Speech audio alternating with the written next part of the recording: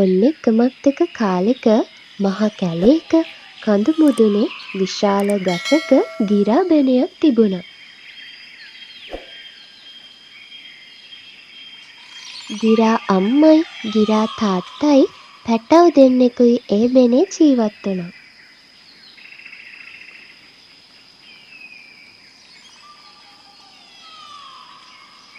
ඉතින් එක දවසක් ගිරා අම්මයි තාත්තයි කෑම හොයන්න ගිය වෙලාවේදී වැස්සක් එක්ක මහ සුළඟක් හමන්න පටන් ගත්තා. ඒ සුළඟට ගහ කඩන් වැටිලා ගිරා පැටව් දෙන්න සුළඟේ ගහගෙන ගිහින් කන්ද දෙපැත්තට වැටුණා. එක පැටියෙක් සුළඟට ගහගෙන ගිහින් වැටුනේ හොරු කණ්ඩායමක් ළඟට.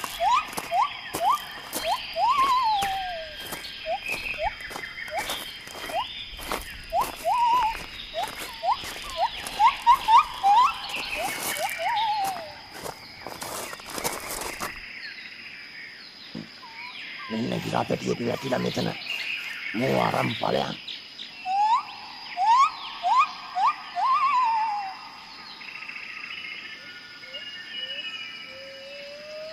අනේ අපි මොව හදාගමු.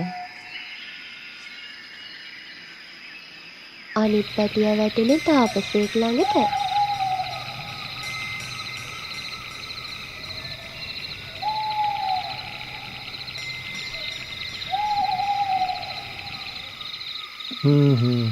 කවුද මේ යාළුවා? තද හුලම් පාර නිසා හුලඟට ගහගෙන ආපු ගිරා පැටියෙක් වගේ. එක දවසක් රජතුමා දඩයමට සූදානම් වෙලා වනාන්තරයට පැමිණියා.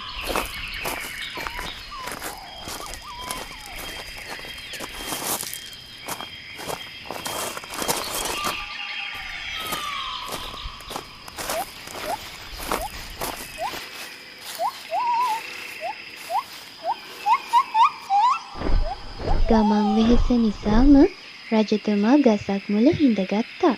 සත්තකුණ්ඩ කියන ගිරවා රජතුමාට මුණ ගැහුණා.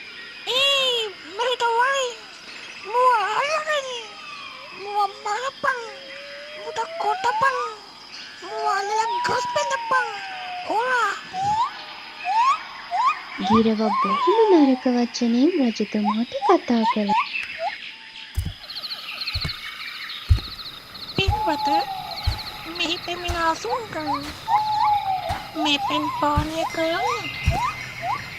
මෙහි පොළටුරු ආහාරයට ගන්න. එන්න පින්වත, මෙහි අසුන් ගන්න. තාපසතුමනි, මම එන මග හරි අපූර්ව සිද්ධියක් සිද්ධ වුණානේ. මම ගිමන් මහන්සියට ගහක් මුල වාඩි වෙලා ඉන්නකොට එක ගිරෙක් මට පරුෂ වචනෙන් බැන වැදුනා. මරා පිය, කොටා පිය, හොරා එහෙම කියලා.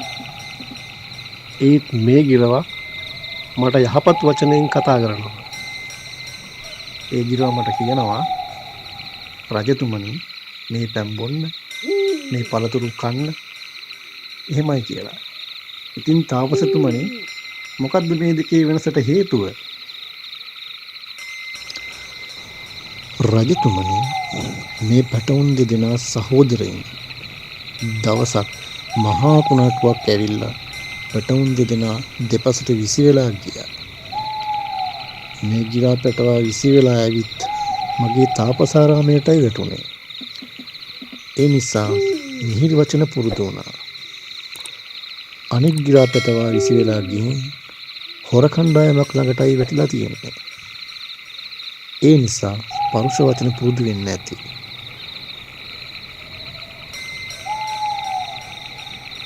දැක්ක නේද දුවේ පුතේ, අපි ඇසුරු කරන අය අනුව, පරිසරය අනුව අපේ චරිත ස්වභාවය තීරණය වෙනවා. ඒ නිසා අපි නිතරම හොඳ අයව ඇසුරු කළ යුතුයි.